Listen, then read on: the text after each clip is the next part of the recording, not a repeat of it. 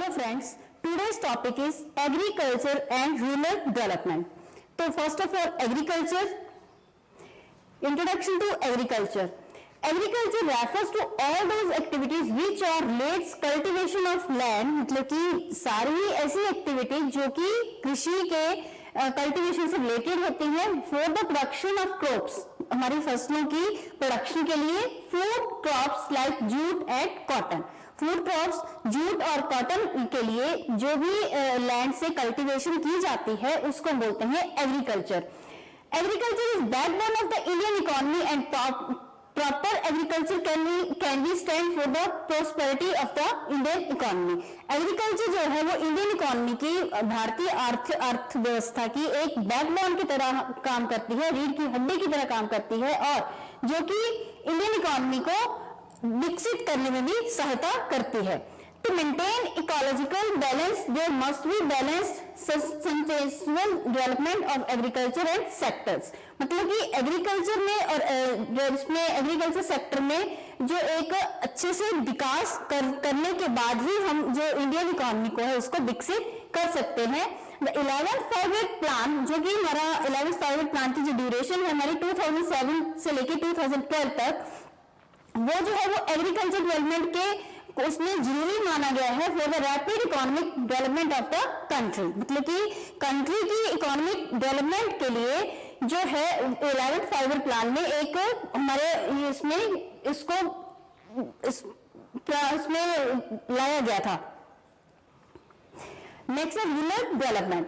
Agriculture is the major source of livelihood for the people. जो agriculture है वो लोगों के लाइवलीहुड मतलब जीने का एक मेजर सोर्स है and important source of income for the economy, और इकोनॉमी में जो इसका इनकम सोर्स है वो इंपॉर्टेंट है। Agriculture play a very important role in India's economic development.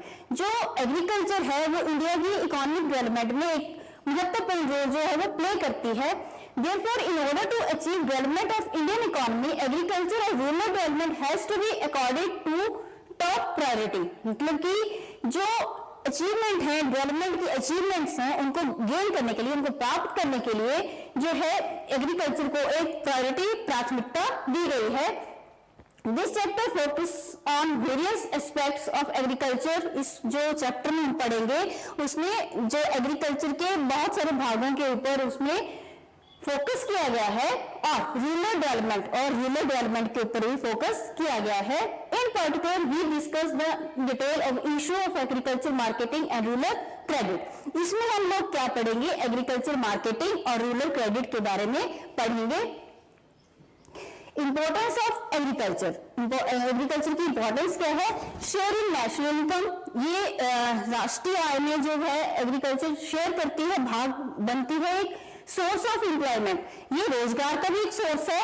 Provision of food grains, जो हमारे फूड ग्रेन्स हैं उनको उपलब्ध कराती है। Supply of raw material to industrial sector, industrial sector को ये रॉ मटेरियल जो है वो सप्लाई करती है। मार्केट फॉर इंडस्ट्रियल प्रोडक्ट्स, जो इंडस्ट्रियल प्रोडक्ट्स हैं उसकी मार्केटिंग करती है। Earn of foreign exchange, foreign exchange जो है ये अर्न करती है agriculture. Significance of trade and transport, ये ट्रेड एंड ट्रांसपोर्ट में भी ये महत्वपूर्ण रोल प्ले करती है। Source of revenue for the government, जो गवर्नमेंट है हमारी उसमें एक आय का एक साधन बनती है। Thus, so it is obvious that agriculture occupies a central place in the Indian economy। ये हमारे को एक क्लियर चीज है कि एग्रीकल्चर है वो इंडियन इकोनॉमी में सेंट्रल प्लेस अपना ऑक्युपाई करती है। In fact agriculture provides life blood to all the sectors of the economy. Agriculture जो है इस इकोनॉमी के अन्य सेक्टर्स में भी बहुत महत्वपूर्ण रोल प्ले करती है। Development of agriculture is a pre condition for the general development of our economy. जो हमारी एग्रीकल्चर की डेवलपमेंट है वो एक अब हमारी इकोनॉमी की डेवलपमेंट में एक मतलब एक कंडीशन की तरह काम करती है। अगर एग्रीकल्चर ठीक होगी तो हमारी इंडियन इकोनॉमी या किसी भी देश की इकोनॉमी वो ठीक होगी, डेवलप होगी। एग्रीकल्चर शेयर इन जीडीपी, जो एग्रीकल्चर है हमारा वो ग्रीन लाइन शो कर रही है, ये ग्रीन लाइन में आया है और अन्य जो सर्विसेज होती हैं वो हमारी ऑरेंज लाइन में है। Issues in Indian agricultural policy and rural development, agriculture policy during 5 year plans, जो हमारे 5 ईयर प्लान्स हैं उसके दौरान हमारी एग्रीकल्चर पॉलिसी क्या है, तो टेक्नोलॉजिकल मेजरमेंट, मतलब कि तकनीकी जो इसमें एक बदलाव लाने की आवश्यकता है। इंफ्रास्ट्रक्चर फैसिलिटीज, हमारी इसमें एग्रीकल्चर में इंफ्रास्ट्रक्चर फैसिलिटीज दी जानी चाहिए। Land reforms, policy of fixation of minimum support prices and procurement prices, मतलब कि मिनिमम जो रेट है वो दिया जाना चाहिए और उस रेट को मतलब कि प्रोक्योरमेंट उसमें प्राइजेस में लाना चाहिए। इंपोर्ट सब्सिडीज टू एग्रीकल्चर, जो एग्रीकल्चर को है वो सब्सिडी देनी चाहिए। फूड सिक्योरिटी सिस्टम, जो हमारी एग्रीकल्चर पॉलिसी है उसमें फूड सिक्योरिटी सिस्टम भी आता है। Rural development program, rural development programs भी एग्रीकल्चर पॉलिसी में आते हैं, जैसे कि इसमें बताया गया है प्रोग्राम ऑफ पीपल्स पार्टिसिपेशन, जो हमारे पीपल्स पार्टिसिपेशन है उसके लिए भी प्रोग्राम बनाए जाते हैं। It is obvious from the above that comparison agriculture policy covering almost the facts of rural development has been evolved during the period of planning. Increase in agriculture output and productivity, हमारे जो agriculture की उसमें output जो हमारी है वो कैसे बढ़ी और प्रोडक्टिविटी उत्पादकता में कैसे हमारे बढ़ोतरी हुई। तो ग्रोथ रेट ऑफ आउटपुट, जो हमारी आउटपुट है उसका ग्रोथ रेट देखा जाएगा। Increase in productivity, increase in production of agricultural crops, जो हमारी एग्रीकल्चर क्रॉप्स है उनमें इंक्रीजमेंट हुई। Growth rate of Indian agriculture, इसमें बताया गया 1950-51 टू 1980-81 पीरियड जो है हमारा, इसमें ग्रोथ रेट हमारा 2.5, जो 1981-82 से लेकर 1996-97 में इसमें ग्रोथ रेट हमारा 3.5 और इसी तरह 2004 से लेकर 2005 और 2012 से लेकर 2013 तक जो ग्रोथ रेट हमारा वो है 3.4। The low growth rate of agriculture along with the slow down in agriculture growth in recent years is the outcome of number of factors which include low level of public investment, agriculture exhaustion of yield potential of high yielding varieties of wheat and rice, मतलब कि जो लो growth rate है agriculture का वो किस कारण से हुआ, हमारा जो है हमारा पब्लिक इन्वेस्टमेंट में कमी, exhaustion of yield potential of high yielding varieties, मतलब कि हाई यील्डिंग वैरायटीज को हम लोग जब नहीं लगाते हैं, और wheat and rice, low seeds replacement rate and इनएडिक्वेट incentive system, slow down of agriculture credit etcetera, मतलब कि एग्रीकल्चर क्रेडिट जो हमारे इत्यादि जो हमारे पास उपलब्ध नहीं हो पाते हैं उसी के कारण जो हमारा ग्रोथ रेट जो है वो कम है। एग्रीकल्चरल मार्केटिंग, तो एग्रीकल्चरल मार्केटिंग क्या है? An important problem of Indian agriculture relates to marketing of agriculture produce. Marketing of agriculture produce involves several activities such as collection and storage of agriculture goods. Agriculture marketing में क्या क्या चीजें involve होती हैं जो कि हमारी production and storage of agricultural goods, मतलब कि उनकी कलेक्ट करना एग्रीकल्चर गुड्स को और उनकी स्टोरेज करना, their transportation to market place, उनको ट्रांसपोर्ट करना, मार्केट तक पहुंचाना, देयर ग्रेडिंग एंड स्टैंडर्डाइजेशन, उनकी ग्रेडिंग करना, उनको स्टैंडर्डाइज करना जो हमारी एग्रीकल्चर गुड्स है etcetera. And efficient marketing system is इसमें बताया गया है for agriculture development. Measure taken by government के द्वारा एग्रीकल्चर के लिए क्या जो स्टेप्स वो उठाए गए हैं, तो पहला है इस्टेब्लिशमेंट ऑफ रेगुलेटेड मार्केट्स, जो हमारी जो रेगुलेटेड मार्केट है उनको स्थापित किया गया। Storage and warehousing facilities, हमारे मतलब कि स्टोरेज उसको एग्रीकल्चर गुड्स को स्टोर कैसे करना है और वेयर हाउसिंग उनको वेयर हाउसेज मतलब गोदामों में कैसे रखना है। यूनिफॉर्म स्टैंडर्ड वेट्स, उनको एक पर्टिकुलर वेट्स के से उनको मापा जाता है। ग्रेडिंग एंड स्टैंडर्डाइजेशन, जो हमारी एग्रीकल्चर गुड्स है उनको प्रॉपर ग्रेड दिया जाता है, उनको स्टैंडर्डाइज किया जाता है। Marketing information state trading info grades, मतलब कि जो हमारे एग्रीकल्चरर्स हैं, किसान हैं, उनको एक मार्केटिंग इंफॉर्मेशन उपलब्ध कराना किसके लिए? State trading info grades. Rural credit, मतलब कि ग्रामीण क्षेत्रों का क्रेडिट, तो most of the population of rural areas is poor, जो हमारी पॉपुलेशन है रूरल एरियाज की वो मोस्ट ऑफ जो होती है वो पुअर है। And needs financial assistance in form of credit, मतलब कि उनको फाइनेंशियल जो होती है पैसे की जरूरत होती है अपनी जरूरतों को पूरा करने के लिए, एग्रीकल्चर से रिलेटेड जो भी जरूरतें उनको पूरा करने के लिए borrow money to buy fertilisers, seeds, other implements, वो मनी उधार लेते हैं किस चीज के लिए, फर्टिलाइजर्स खरीदने के लिए, सीड्स खरीदने के लिए, बीज खरीदने के लिए और अन्य जो उनको इंप्लीमेंट्स लगते हैं उनके लिए उनको मनी जो है पैसा जो है वो उधार लेना पड़ता है। Family expenses of marriage, death, religious ceremonies, उनको फैमिली एक्सपेंसेस भी करने पड़ते हैं जैसे कि मैरिज, डेथ और अपने धार्मिक जो भी उनके त्योहार होते हैं या जो भी सेरेमनीज होते हैं, तो एग्रीकल्चर रूरल एरियाज के लोगों को उसके लिए उधार की या पैसे की जरूरत पड़ती है। इसके ड्रॉबैक्स क्या है, money lenders and traders exploit the poor farmers, जो मतलब कि मनी लेंडर्स होते हैं उधार देने वाले जो लोग होते हैं और ट्रेडर्स व्यापारी जो होते हैं वो एक्सप्लॉइट करते हैं गरीब किसानों को। Land money on high rate of interest, वो मनी जो देते हैं पैसे जो उधार देते हैं वो रेट ऑफ इंटरेस्ट जो होता है उनका हाई होता है। Don't maintain proper accounts and harass the poor farmers, वो अपने अकाउंट जो होते हैं वो प्रॉपर मेंटेन नहीं करते हैं, जो गरीब किसान हैं उनको हरास करते हैं, तंग करते हैं। Borrowers find themselves in the debt trap, मतलब कि जो उधार लेने वाले लोग होते हैं वो अपने आप को जाल के रूप में उसमें महसूस करते हैं, फील करते हैं। तो टाइप्स ऑफ रूरल क्रेडिट, जो रूरल क्रेडिट है उसके क्या क्या टाइप्स हैं, तो types of source of rural credit जो है हमारा productive and unproductive credit, next है non institutional source of rural credit और institutional source of rural credit.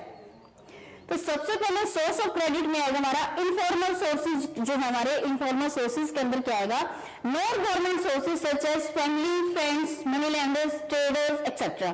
Informal जो मतलब अनौपचारिक जो हमारे सोर्सेज हैं वो हमारे नॉन गवर्नमेंट, जिसमें गवर्नमेंट का कोई भी योगदान ना हो, फैमिली जैसे कि फ्रेंड्स, मनी लेंडर्स और ट्रेडर्स एक्सेट्रा। और फॉर्मल सोर्सेज में हमारे आगे government and institutions such as commercial banks, regional rural banks. जो हमारे फॉर्मल सोर्सेज होते हैं जो उसके ऊपर गवर्नमेंट का जो होता है वो योगदान होता है, जिसमें कि गवर्नमेंट और इंस्टीट्यूशंस होते हैं और सच है जो कि कमर्शियल बैंक्स और रीजनल रूरल बैंक्स। तो ये सारे ही जो सोर्सेज हैं इसमें से जो भी किसान होते हैं हमारे एग्रीकल्चरल जो होते हैं वो उधार ले सकते हैं, क्रेडिट ले सकते हैं। इसके बाद हमारा है इसमें पाई चार्ट के द्वारा हमारे को शो किया गया है सोर्सेज ऑफ क्रेडिट। तो इसमें ब्लू जो है वो मनी लेंडर्स है 30%, ट्रेडर्स जो है वो 3%, रिलेटिव्स एंड फ्रेंड्स जो है वो 7% और अदर्स जो हमारे 7%, कोऑपरेटिव सोसाइटीज है हमारी 27% और बैंक्स जो हमारे वो 25% और 1% जो है वो लैंडलॉर्ड्स हैं। रिफॉर्म्स, इसमें क्या बदलाव लाया गया, national bank of agricultural rural development bank इसमें स्थापित किए गए जो हमारे मनी इसमें क्रेडिट के लिए regional rural banks, commercial banks, cooperative banks, micro finance institutions, self help groups, green regulations और introduction of subsidy. National bank for agriculture and rural development में क्या आएगा, established on 12th July 1982 by special act by the parliament। एक act जो parliament में pass हुआ 12th जुलाई 1982 में। नेक्स्ट है it is an apex body to coordinate rural financing system. ये एक अपेक्स बॉडी है जो रूरल फाइनेंस सिस्टम को कोऑर्डिनेट करती है। Its main focus was to uplift rural India by increasing the credit flow। मतलब कि ये एक मेन फोकस किया गया है इसके ऊपर जो कि इंडिया को जो क्रेडिट फ्लो है उसको चलाएगा। It regulates the cooperative banks and the RRBs और लेकिन जो ये रेगुलेट करेगा अपने अंदर चलाएगा कोऑपरेटिव बैंक्स को और RRBs को।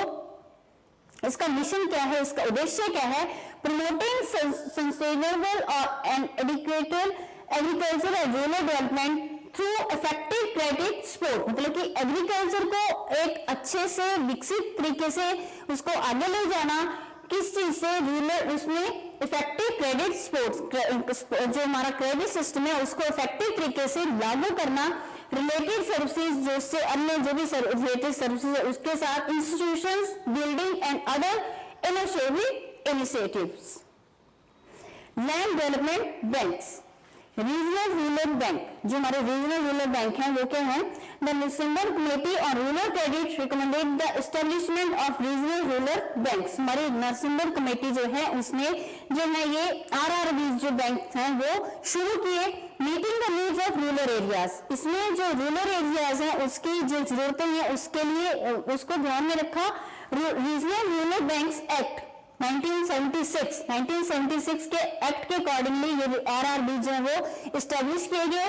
Currently there are 82 RRBs in India. आज के टाइम में जो 82 जो बैंक्स हैं आरआरबीज बैंक जो है वो इंडिया में हैं।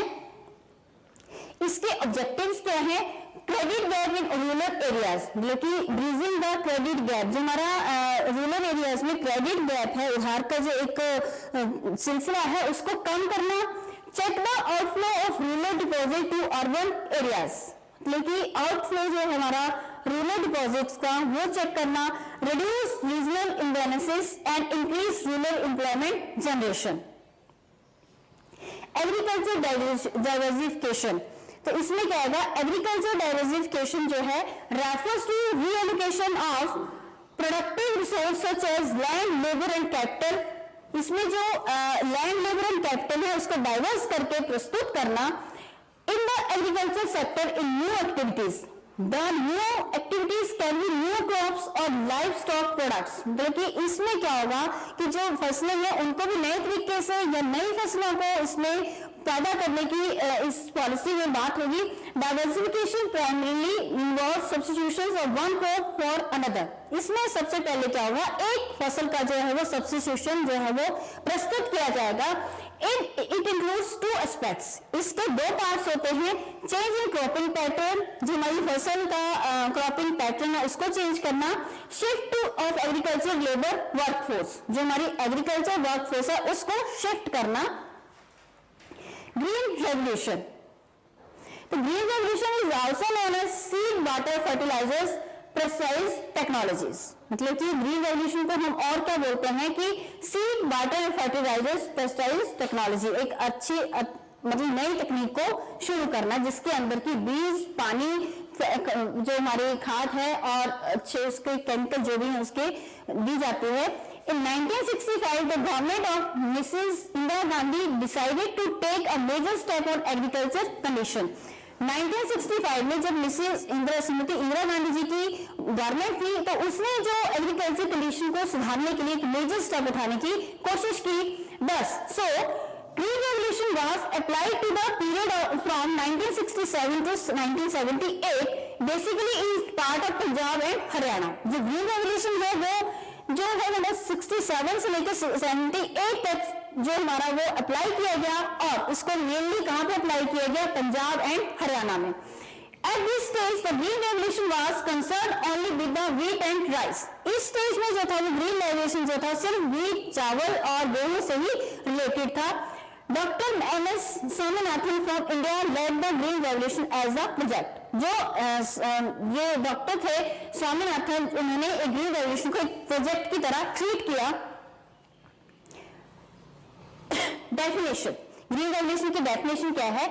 जेसी हेरर के accordingly the green revolution is the phrase generally used to describe the structure increase that took place during 1987 to 68 and it continuing in the production of food grain in India। मतलब कि इससे 67 से लेकर 78 तक जो भी है हमारा इंडिया में जो एक फूड ग्रेन्स में जो एक बढ़ोतरी आएगी और उसको नोट किया जाएगा।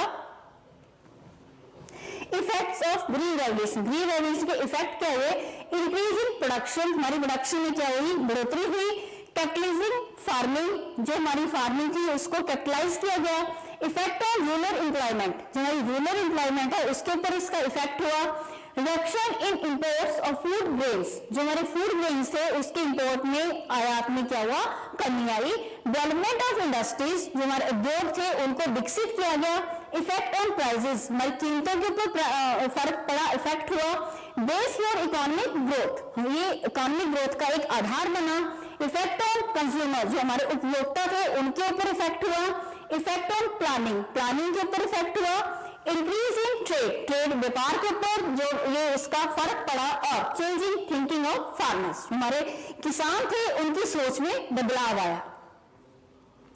डाइवर्सिफिकेशन पोस्ट ग्रीन रेवोल्यूशन, जो हमारी डाइवर्सिफिकेशन थी ग्रीन रेवोल्यूशन से पहले क्या थी, तो diversification of cropping pattern, diversification towards horticulture sector, diversification towards animal husbandry and fishery sectors. Organic farming, organic farming क्या होती है हमारी, What is organic farming? The organic farming is a form of agriculture, एक agriculture की ही कृषि की एक form है that relies on techniques such as crop rotation, green manure, compost and biological pest control to maintain soil productivity and control pest on the farm। मतलब कि जो ये ग्रीन ऑर्गेनिक फार्मिंग है कृषि की ही एक फॉर्म है जो कि हम लोगों को क्रॉप रोटेशन के बारे में बताती है, ग्रीन मैन्योर के हरे खाद के बारे में बताती है, कंपोस्ट और बायोलॉजिकल पेस्ट कंट्रोल के बारे में बताती है, जो कि प्रोडक्टिविटी को अच्छे से कंट्रोल करती है, मेंटेन करती है। Need for organic farming, organic farming की जरूरत क्यों हुई, organic farming can overcome the ill effects of modern agricultural practices. जो ऑर्गेनिक फार्मिंग है वो क्या करती है, जो मॉडर्न एग्रीकल्चरल प्रैक्टिसेस है उसकी जो इल इफेक्ट्स हैं उनको दूर करती है, जो उसकी बुराइयां हैं उसको दूर करती है। Organic farming needed to achieve sustainable agriculture development, organic farming जो है वो एग्रीकल्चर डेवलपमेंट को प्राप्त करने में सहायता करती है, हेल्प करती है। Organic farming would promote consumer welfare by promoting eco friendly methods in agriculture. जो हमारी ऑर्गेनिक फार्मिंग है वो क्या करेगी, इको फ्रेंडली जो हमारी एग्रीकल्चर है उस मेथड को यूज करेगी। Benefits of organic farming, organic farming के बेनिफिट्स क्या हैं, प्रोटेक्शन ऑफ एनवायरनमेंट, हमारे पर्यावरण को एक प्रोटेक्ट करती है, provision of healthy and nutritional food, एक हेल्दी और न्यूट्रिशन पोषक तत्वों को उपलब्ध कराती है, इंप्रूवमेंट इन सोइल क्वालिटी, हमारी जो भूमि की क्वालिटी है उसको इंप्रूव करती है, इंक्रीज एम्प्लॉयमेंट अपॉर्चुनिटीज, हमारी जो एम्प्लॉयमेंट अपॉर्चुनिटीज है उसको इंक्रीज करती है, और इनएक्सपेंसिव इनपुट्स, हमारे जो इनपुट्स हैं उनको भी अच्छे से यूज करती है। ये पिक्चर्स बताई गई हैं ऑर्गेनिक फार्मर्स की। कंक्लूजन में क्या आएगा, breakthrough in agriculture in significant but not sufficient, मतलब कि ये महत्वपूर्ण तो है एग्रीकल्चर, ये ऑर्गेनिक फार्मिंग है जो भी है ये एग्रीकल्चर, लेकिन सफिशिएंट नहीं। It is significant that when we study the change in agriculture in relation to our own record in the past, there has been substantial increase in productivity, increase in a revolutionary change in level of output and change in outlook towards farming within our country. But have we succeeded in development और अवर agriculture at par, मतलब कि हम लोग success हो पाए हैं इतना जितना कि इसमें बताया गया है, और are our level of productivity comparable with those advanced nations, हमारी जो कंट्री है वो एडवांस जो हमारी विकसित देश हैं उनके साथ कंपैरिजन कर पा रही है। Big no is the answer of all these questions, लेकिन मतलब कि हमारी जो कंट्री है हमारे विकसित देशों के साथ इतना कंपैरिजन नहीं कर, उनके साथ इतना compete नहीं कर पा रही है। Does India needed another green revolution, क्योंकि इंडिया जो है उसको अन्य जो है किसी और ग्रीन रेवोल्यूशन की जरूरत है। Yes, obviously yes, our productivity level are extremely low compared to other nations, हमारी प्रोडक्टिविटी उत्पादकता है वो अन्य कंट्रीज के मुकाबले में बहुत कम है। Our farmers are failing to cope up with the uncertainties of market and weather, मतलब जो हमारे किसान जो हैं वो जो मार्केट है और वेदर के हिसाब से अपनी प्रोडक्शन को नहीं बढ़ा सकते हैं। There is the rising India's population, और इसमें जो है threatening rising, जो हमारी इंडिया की पॉपुलेशन है वो बहुत थ्रेटन तरीके से बढ़ रही है, इसका एक कारण ये भी है। Thank you.